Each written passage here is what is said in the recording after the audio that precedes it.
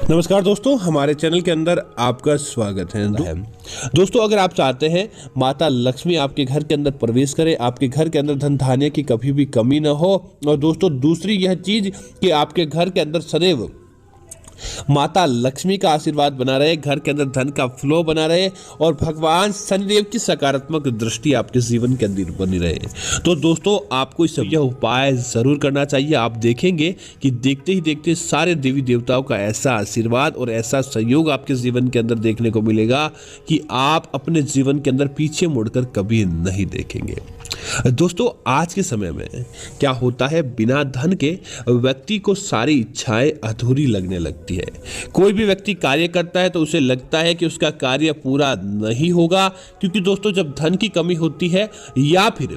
क्या होता है कि किसी प्रकार के पारिवारिक दुखों की वजह से उसके कार्य नहीं बनते हैं, तो व्यक्ति को बहुत ज़्यादा निराशा हाथ लगती है। लेकिन दोस्तों, इस शनिवार के दिव्य योग और पूर्णिमा के दिन आप अपने घर के अंदर इस दीपक का उपाय मात्र कर लेंगे तो आप नहीं कहेंगे कि आपके जीवन के अंदर किसी प्रकार की समस्याएं हैं या आपके जीवन के अंदर कमी है। बस आपको उपाय इस विधि और इस उपाय प्रकार से करना है ताकि आपको उसका समूचा लाभ प्राप्त हो। आप क्या करें दोस्तों, इस पूर्णिमा के दिन एक नियम बना ले कि सुबह जल्दी उठें, उठने के बाद स्नान आदि करें। स्नान आदि करने के बाद आप अपने घर की रसोई के अंदर जाएं और रसोई के अंदर जाकर आपको आधा किलो के बराबर आटा ले लेना चाहिए। आधा किलो आटा ले ले दोस्तों, उसके बाद उसके अंदर आपको हल्दी ले ले और हल्दी और आटा मिक्स करके आपको उस कच्चे आटे से ही आपको संख्या के अंदर 7 दीपक बना लेने चाहिए। दोस्तों ध्यान रहे कि आपको दीपक आटे के ही हल्दी मिलाकर बनाना दोस्तों, क्योंकि हल्दी पूर्णिमा के दिन भगवान विष्णु को समर्पित होती है और साथ ही साथ आपके जीवन के अंदर धन का आगमन करने के लिए, धन के मामलों के अंदर बरकत बनाने के लिए, पारिवारिक विवादों को शांत करने के लिए और ग्रह दोष को शांत करने के लिए हल्दी बहुत ही ज्यादा कारगर होती है और गुरु ग्रह भी हल्दी के माध्यम से मजबूत होता है। इसीलिए आपको आटे के साथ हल्दी मिलाकर उसके दीपक बना लेने चाहिए। अब दोस्तों ये दीपक निर्माण होने के बाद आप क्या करें, उसके अंदर घी या सरसों का तेल दोनों में से एक कोई भी चीज आप डाल दें और डालने के बाद आपको क्या करना चाहिए, सबसे पहला दीपक इस पूर्णिमा के दिन आपके आसपास कोई पीपल का पेड़ है तो बहुत अच्छी बात है, अन्यथा क्या करें, घर के मुख्य द्वार के बाहर की तरफ भगवान शनिदेव को याद करके वहां पर वह आटे का दीपक आपको जला देना चाहिए, और जो कि विशेष तौर से सरसों के तेल का होता है तो बहुत अच्छा है, अन्यथा आप घी का दीपक जला सकते हैं। उसके बाद आपको प्रार्थना करनी चाहिए,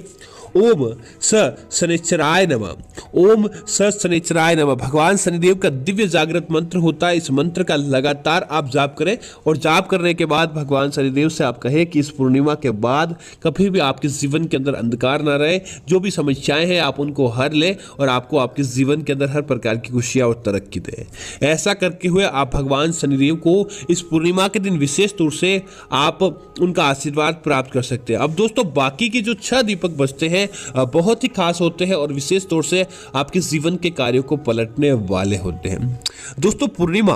जो कि सकारात्मकता फैलाने वाली रात्रि होती है और माघ की पूर्णिमा की तो दोस्तों बात ही क्या, सबसे अलग और सबसे विशिष्ट पूर्णिमा के अंदर इसका स्थान माना जाता है। आपको क्या करना चाहिए, यह आटे के दीपक भगवान विष्णु को समर्पित, माता लक्ष्मी को समर्पित है और साथ ही साथ आपकी कुंडली के अंदर मांगलिक कार्य को बनाने के लिए। तो पूर्णिमा के दिन दोस्तों हनुमान जी का भी विशेष महत्व माना जाता है और हनुमान जी भी आपके जीवन के अंदर सारे कष्टों को अगर पूर्णिमा के दिन आप उनको याद करते हैं तो बहुत ही अच्छा माना जाता है। तो आप क्या करें, ओम हर हनुमंताय नमः, ओम हर हनुमंताय नमः या ओम अंजनी सुताय नमः, इस मंत्र का जाप करें और इस एक आटे के दीपक को, अगर आपके आसपास किसी प्रकार का कोई हनुमान जी का मंदिर है आपके पास तो बहुत ही अच्छा, आप हनुमान जी के मंदिर जाकर पूर्णिमा के दिन वह आप दीपक जलाएं, और अगर हनुमान जी का मंदिर आपके पास नहीं है तब आप अपने घर के अंदर ही हनुमान जी की तस्वीर या मूर्ति के आगे आपको यह दीपक जला देना चाहिए। दोस्तों आप देखेंगे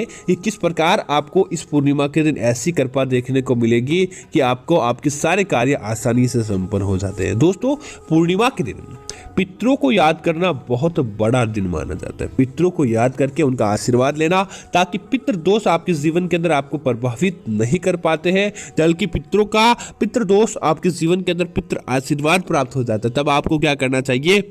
आपके जल भरने के, जल पीने के स्थान जो भी होता है, जहां पर आप मटका आदि रखते हैं, वहां पर आपको एक दीपक रख देना चाहिए और आपको अपने पितरों के निमित्त आपको उनका आशीर्वाद लेना चाहिए। पितरों से प्रार्थनाएं करनी चाहिए कि आपके जीवन के अंदर जो भी कार्य आएंगे उनको आप अच्छी तरह से करें। इस प्रकार की प्रार्थना करने के बाद एक दीपक आपको अपने पितरों के निमित्त इस पूर्णिमा के दिन जला देना चाहिए। दोस्तों, ऐसा आशीर्वाद आपके पितरों का आपको प्राप्त होगा कि कोई भी आपका कार्य बिगड़ता नहीं है, आपका वह कार्य आसानी से संपन्न होता है और उस कार्य के अंदर आपको विजय की प्राप्ति होती है। इसी तरह दोस्तों, आप अगले दीपक की बात करें, जैसे आपने 3 दीपक जला दिए, चौथा दीपक दोस्तों आपको अपने घर के अंदर ही भगवान विष्णु और माता लक्ष्मी के समक्ष पूजा घर के अंदर रखना है, ताकि उनका आशीर्वाद आपको प्राप्त हो और उनका आपके जीवन के अंदर बरकत देखने को मिले। इसीलिए चौथा दीपक आपको वहां पर रखना है। और आपको 5वां जो दीपक होता है दोस्तों, इसे अपने घर की अलमारी या तिजोरी के अंदर रखना है, ताकि धन वृद्धि या उनके सामने जला सकते हैं, ताकि आपके जीवन के अंदर धन वृद्धि के योग हो, तो किसी प्रकार की कोई रुकावट नहीं आए और आपके जीवन के अंदर धन वृद्धि के मार्ग प्रशस्त होते जाए। जब क्योंकि दोस्तों हल्दी इसके अंदर मिली है, तो समझ लीजिए कि गुरु ग्रह आपका मजबूत होगा और गुरु ग्रह आपका मजबूत होता है तो कुंडली के अंदर सकारात्मकता बढ़ जाती है, मानसिक एकाग्रता बढ़ जाती है, व्यापार के अंदर और धन के अंदर अपने आप ही बरकत देखने को मिल जाती है। इसी वजह से इसका विशेष महत्व माना जाता है। अब उसके बाद दोस्तों 6वें दीपक को आपको क्या करना चाहिए, इसे अपने घर की रसोई के अंदर मां अन्नपूर्णा देवी के लिए, ताकि आपके घर की रसोई के अंदर अन्न धन का भंडार सदैव भरपूर रहता है और साथ ही साथ आपको आपके जीवन के अंदर हर प्रकार की विकारों के अंदर, समस्या के अंदर हल मिलता है और आपके जीवन के अंदर माता अन्नपूर्णा की सदैव कृपा रहती है। अब दोस्तों अगली चीज की बात करें कि आपको आखिरी 7वां दीपक कहां रखना है, तो दोस्तों यह दीपक आपको आपके घर की समस्या के अनुरूप रखना है। जैसे कि अगर आपके बच्चों का पढ़ाई के अंदर मन नहीं लगता और संतान बिगड़ेल है, कहना नहीं मानती है, तो आपको उसके स्टडी रूम में या अपने बच्चे के कक्ष के अंदर उस रात्रि, पूर्णिमा की रात्रि के अंदर आपको रख देना चाहिए। अगर दोस्तों अगर ऐसा हो कि आपको पति पत्नी के बीच तकरार रहता है, तो अपने शयन कक्ष के अंदर, लेकिन जब भी यह दीपक जलता हो तब आपको सोना नहीं चाहिए।